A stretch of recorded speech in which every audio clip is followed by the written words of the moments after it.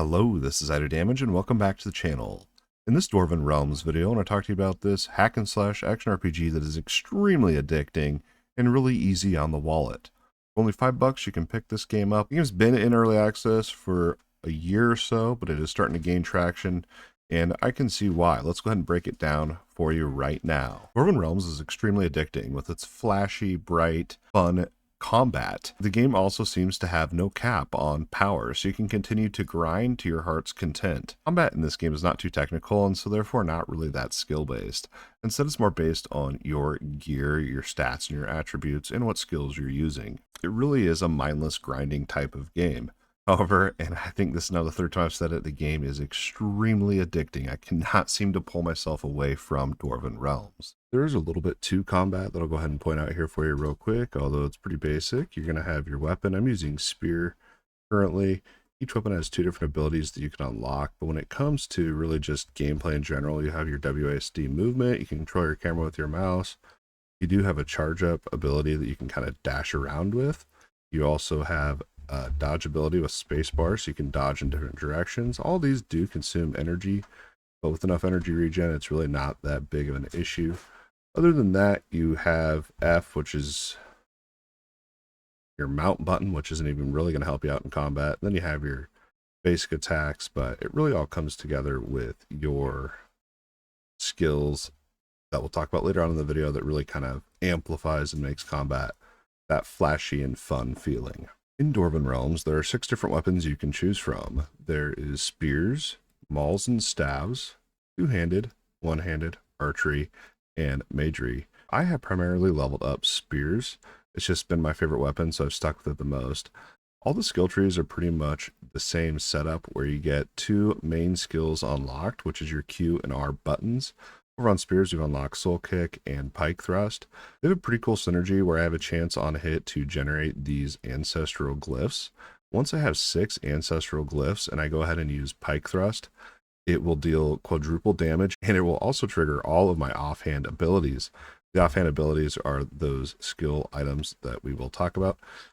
And all these skill trees are pretty much the same. The other things you can unlock as you level up your weapon mastery or your stance, whatever you want to call it, is just passive damage, crit damage, things like that. And once you've gotten to a certain point, you just come to a loop of 750 levels of just increasing that weapon's damage.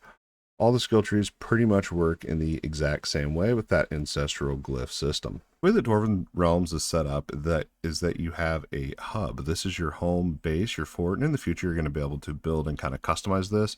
But as it stands right now, you can level up each crafting station, and you unlock more crafting stations and features as you progress and do higher ruptures. Ruptures are Dwarven Realms' take on maps, and basically the higher level the rupture, the more challenging the monsters, the better the loot, and also a lot of the side dungeons and other things we'll talk about here in the video scale off of your highest rupture clear. Ruptures serve as one of the main forms of progressions within the game to kind of gauge your character's strength and how far you've progressed. On top of that, every 5 rupture levels that you clear, you'll have 5 crystals that you can use in your fort to pick a card that's randomly selected that will buff up your character. Another cool thing about ruptures is, as far as I know, there is no cap on the highest rupture you can actually clear. It's just however much you want to grind and however strong you can make your character. Although currently in the game, Rupture 100 seems to be a nice goal to reach for, and it is quite the challenge. I have a little over 20, maybe 30 hours in the game, and I'm only on Rupture level 82. So now that you know the purpose of Ruptures in Dwarven Realms, let's go ahead and pop one up open here for you and just kind of show you what they're all about. I've been farming level 75 Ruptures for a little bit here. So when you first load in, it's going to pick from a randomly selected map from a pretty large pool of maps. There's lots to do in these things. A lot of it's going to be just slaying hordes and hordes of enemies. Everything is pretty much destructible in here as well, but you're going to go ahead and notice right off the bat that there's some ore you can hit and gather. And while I'm killing enemies, you can see up here in the top left that I am getting time essence when I kill these monsters. By destroying trees, we're also gathering wood, collecting flowers, all that fun stuff. Now, this time essence is actually currency that's used within the Rupture to open up containers, 3 different pets, and lots of different things. there's actually a pet cage over here. We can go ahead and free this. We got ourselves a fire dragon. And everything that you find in these ruptures are all used, and they're all tied together really well. There's also crystals you can find and gems. And this time essence, as I mentioned, is used to open up different things within the rupture, such as a dead body that costs about 20 time essence. And then there's a big chest over here. These cost 100 essence. And while you're in here, you know, we're just fighting these normal mobs, but there's also elites with the yellow health bars that give more time essence when you kill them. See if I can get enough to open up this chest. We'll go ahead and open up that chest for 100. I'm going to go ahead and spawn some slugs. Gives us some really good orange items. These slugs that you kill give you random buffs that stack and last for quite some time. You see these big purple things in here as well. Those require special keys in order to open. I don't think I have any on me. And the big goal of the Rupture here is to get enough time essence to open the Rupture Stone and go and fight the boss. Got ourselves another pet here. So here's the Rupture Stone, and we need 350 essence in order to open it. So I went ahead and jumped ahead in the video. We have our 350 time essence. We can go ahead and open this, which gives us a bag of time and another material that we're going to use. Go ahead and fight the Rupture boss here and hopefully not die. You're also timed while you're within these Ruptures, which is not really a massive time constraint, but it does limit, so you can't just sit there and farm XP for unlimited amounts of time. Once you've taken the boss down, you go ahead and collect your loot. You can loot all these things on the floor if you want to spend your extra time essence, or you can convert it and return it to get different items that you can use in your home base to turn in for extra XP. That's pretty much how a Rupture works. Another part of Dwarven Realms that I really love is the ladder. And also, while you're playing the game, it gives you callouts for other people's achievements, such as a new level or a new Rupture that they have conquered.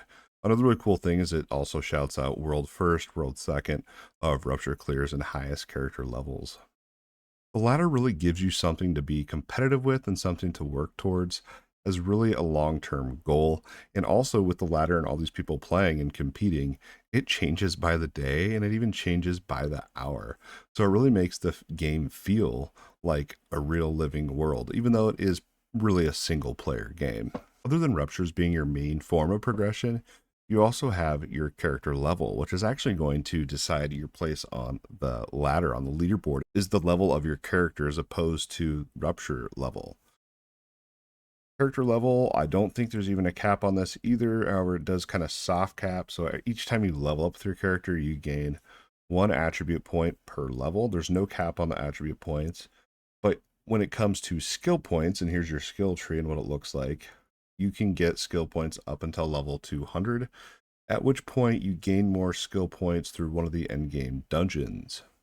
Dwarven Realms is an early access game, and it really shows in a little bit of its jankiness, and a little bit of this really shows when we're talking about loot and itemization. Now, I'm not saying loot and itemization is bad.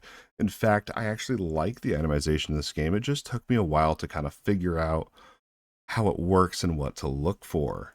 When it comes to items in the game, you can have a helmet, chest, pants, gloves, boots. You can have a pet, you can have an ammi, bracers, 2 rings, and a relic. Other than that, you have your abilities that I believe we already talked about in the video. That's what decides your skill. You can also get a pet that you can actually level up through one of the side dungeons as well. And this is also seems to be an infinite grind as well. You can get a bunch of, I don't know if there's a cap on how much damage bonus you can get on your pet or not, but if there is, I haven't hit it yet. My favorite part though of the loot and item and just really the grind in this game is your fossil, is your Dwarven fossil.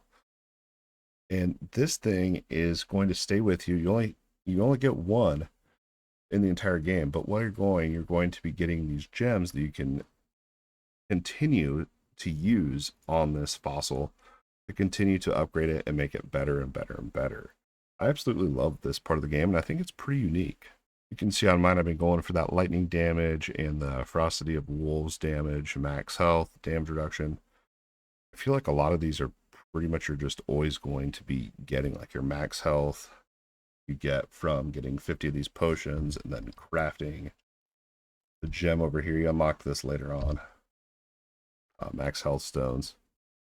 And these 4 you're always going to be smacking on, but then you kind of have a choice of what element you're using or what skill you're using you can craft as well, and that all goes into that fossil item slot.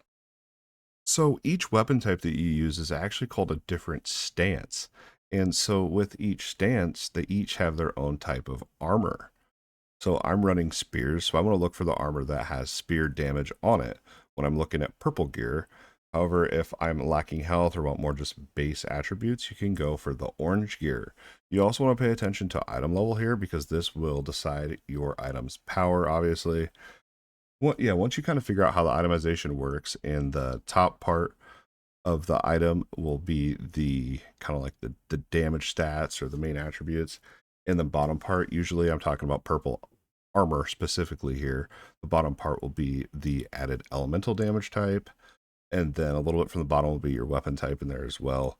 Yeah, I really like the itemization and kind of trying to find those good rolls. It's not going to be a thing where you're going to sit here and min-max like over on last Epoch, where you're going to be planning each little affix slot.